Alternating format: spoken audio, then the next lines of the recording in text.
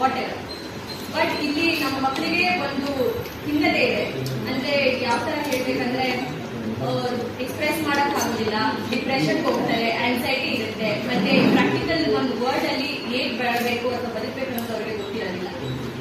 ಅದಕ್ಕೆ ಮುಖ್ಯ ಆಗಿರೋದು ನಮ್ಮ legal awareness. So legal awareness ಅಲ್ಲಿ ನಮ್ಗೆ ಅವರು ಒಂದು ಕ್ರೈಮ್ ಮಾಡದೇ ಇರೋ ಹಾಗೆ ಹೇಗೆ, ಅವ್ರಿಗೆ ಒಂದು ಕ್ರೈಮ್ ವಿಕ್ಟಿಮ್ ಆಗಬಾರ್ದು, ಮತ್ತೆ ಹೇಗೆ ಅವರ ಒಂದು ಕಾನ್ಫಿಡೆನ್ಸ್ ನ ಅವ್ರು ಬೆಳೆಸ್ಕೊಂಡು ಅವ್ರಿಗೆ ಆಗ್ತಿರುವಂತ ಚಾಲೆಂಜಸ್ ಅಥವಾ ತೊಂದರೆಗಳನ್ನ ಅವ್ರು ಹೇಗೆ ಅವ್ರ ಪೇರೆಂಟ್ಸ್ ಅಥವಾ ಅವರ ಸಂಬಂಧದಲ್ಲಿ ಹೇಳ್ಕೋಬೇಕು ಅನ್ನೋದನ್ನ ಕಲಿಬೇಕಾಗಿದೆ. ಸೊ ನಮ್ಮ ಕಾನೂನು ಕವಚ ಈ ಒಂದು ಯೂನಿಕ್ ಆಗಿ ನಮ್ಮ ಸರ್ ಇಮ್ರಾನ್ ಖಾನ್ ಸರ್ ಅವರು ಡಿಸೈನ್ ಮಾಡಿದ್ರು. So when sir ask me, ನನಗೆ ತುಂಬಾ ಇಂಟ್ರೆಸ್ಟಿಂಗ್ ಅನಿಸ್ತು. ಬಿಕಾಸ್ ಕಾನೂನು ಅಥವಾ ಒಂದು ಲಾ ಅನ್ನೋ ಸಬ್ಜೆಕ್ಟ್ ಬರೀ ಲಾಯರ್ಸ್ಗೆ, ಕೋರ್ಟ್ಗೆ, ಜಡ್ಜಸ್ ಮಾತ್ರ ಸೀಮಿತ ಆಗಿದೆ ಅನ್ನೋದಿದೆ. ಸೊ ಈಗ ಪ್ರಾಕ್ಟಿಕಲ್ ಆಗಿ ಸ್ಕೂಲ್ಸ್ ಮತ್ತೆ ಕಾಲೇಜಸ್ ನೋಡಿದಾಗ ನಾವು ಏನಾಗುತ್ತೆ ಅಂದ್ರೆ ಎಲ್ಲ ಸಬ್ಜೆಕ್ಟ್ಸ್ ಗಳು ಬರೀ ಥಿಯೋರಿಟಿಕಲ್ ಆಗಿರುತ್ತೆ, ಪ್ರಾಕ್ಟಿಕಲ್ ರಿಲೇಟೆಡ್ ಥಿಂಗ್ಸ್ ಇರೋದಿಲ್ಲ ಸ್ಪೋರ್ಟ್ಸ್ ಬಿಟ್ಟರೆ. ಸೊ ಈಗ ಒಂದು ಲೀಗಲ್ ನಾಲೆಜ್ ಅನ್ನೋದು ಎಷ್ಟು ಮುಖ್ಯ ಆಗಿದೆ ಅಂತಂದ್ರೆ, ಈ ಡ್ರಗ್ ಇಂಟಾಕ್ಸಿಕೇಶನ್ ಆಗಿರ್ಬೋದು, ರ್ಯಾಗಿಂಗ್ ಆಗಿರ್ಬೋದು, ಸೂಸೈಡಲ್ ಥಾಟ್ಸ್ ಆಗಿರ್ಬೋದು, ಹೇಗಂದ್ರೆ ಒಂದು ಸ್ಮಾಲ್ ವಯಸ್ಸಿಂದ ಮಕ್ಕಳುಗಳು ಯಾವ ಮಟ್ಟಕ್ಕೆ ಹೋಗ್ತಾ ಇದ್ದಾರೆ ಈಗ ಈ ಕಾಲದಲ್ಲಿ ಅಂತಂದ್ರೆ ಅವರಿಗೆ ಲೀಗಲ್ ಅವೇರ್ನೆಸ್ ಅನ್ನೋದು ಒಂದು ಕಮ್ಮಿ ಆಗಿದೆ. ಆದ್ರಿಂದ ಅವರು ಒಂದು ಲೀಗಲ್ ಅವೇರ್ನೆಸ್ ಅಥವಾ ಒಂದು ಲೀಗಲ್ ಬಗ್ಗೆ ಒಂದು ನಾಲೆಜ್ ಇಲ್ಲದೆ ಇರೋ ಇದರಿಂದ ಈಗ ಮಕ್ಕಳುಗಳು ತುಂಬಾ ಹಾಳಾಗ್ತಾ ಇದ್ದಾರೆ. ಈ online, Instagram, Facebook, social media ಆಗಿರ್ಬೋದು, ಅಥವಾ ಅಪ್ಪ ಅಮ್ಮನಿಗೆ ಗೊತ್ತಿಲ್ಲದೇನೆ ಅಪ್ಪ ಅಮ್ಮನ ಅಕೌಂಟ್ ಅಲ್ಲಿ ದುಡ್ಡು ತಗೋತಾರೆ, ಏನೇನೋ ಇನ್ವೆಸ್ಟ್ ಮಾಡ್ತಾರೆ, ಡ್ರಗ್ಸ್, ಇಂಟಾಕ್ಸಿಕೇಶನ್ ಏನೇನೋ ಇದೆ. ಫ್ರೆಂಡ್ಸ್ ಗಳು ಹೇಳ್ಬಿಟ್ರು ಅಥವಾ ಫ್ರೆಂಡ್ಸ್ ಗಳ ಮುಂದೆ ಮಾಡ್ಬೇಕನ್ನೋದು ಮಾಡ್ತಾರೆ.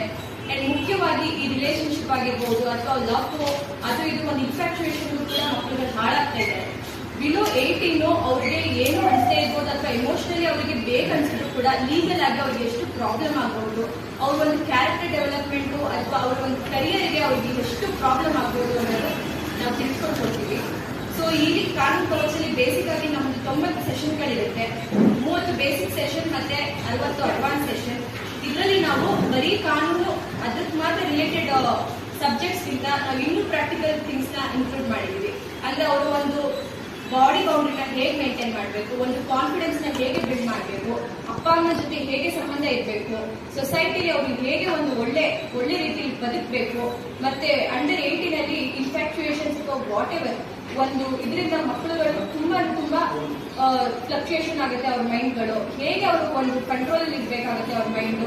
ಈ ತರ ಸಬ್ಜೆಕ್ಟ್ಸ್ ನಾವು ಇನ್ಕ್ಲೂಡ್ ಗೊತ್ತಿರಬೇಕು ನಾವೇನು ಕೋರ್ಸ್ ಮಾಡಬೇಕು, ಏನು ಮಾಡಬಾರ್ದು. ಮತ್ತೆ ಈಗ ಎಷ್ಟೋ ಮಕ್ಕಳು ಅಂಡರ್ 18 ಅವರು ಈಗ 17-16 ಇಯರ್ಸ್ ಹೋಗ್ತಾ ಇರೋ ಕಾಲೇಜ್ ಹುಡುಗರು ಏನಾದರೂ ಸೇಮ್ 16 ಅಂಡರ್ 18 ಇರೋ ಮಕ್ಕಳ ಜೊತೆ ಡೇಟ್ ಮಾಡಿದ್ರೆ ಏನು ಕಾನ್ಸಿಕ್ವೆನ್ಸಸ್ ಆಗುತ್ತೆ. ಈವನ್ ಅದಕ್ಕೆ ಮ್ಯೂಚುವಲ್ ಅಥವಾ ಕನ್ಸೆನ್ಸಸ್ ಇದ್ರೂ ಕೂಡ ಏನು ಕಾನ್ಸಿಕ್ವೆನ್ಸಸ್ ಆಗುತ್ತೆ, ಅದು ಸರಿನಾ, ಅದು ಲೀಗಲಿ ಅವ್ರಿಗೆ ಎಷ್ಟು ಪ್ರಾಬ್ಲಮ್ ಆಗ್ಬೋದು. ಮತ್ತೆ ಇನ್ ಕೇಸ್ ಈಗ ಡ್ರಗ್ಸ್ಗೂ ಕೂಡ ತುಂಬಾ ಎಕ್ಸ್ಪೋಜರ್ ಇದೆ. ಸೊ ಏನಾದ್ರು ಈಗ ನಮ್ಮ ಮಕ್ಕಳು ಯಾರಾದ್ರೂ ಒಬ್ಬ ಡ್ರಗ್ಸ್ ತಗೊಂತಿರೋ ಮಕ್ಕಳಿಗೆ ಸಿಗೇಬಿದ್ರು, ಆ ಸಿಚುವೇಶನ್ ಹೆಂಗೆ ಹ್ಯಾಂಡಲ್ ಮಾಡಬೇಕು, ಯಾವ ತರ ಅವರು ಆ ಸಿಚುವೇಶನ್ ಹೊರಗಡೆ ಬರ್ಬೋದು.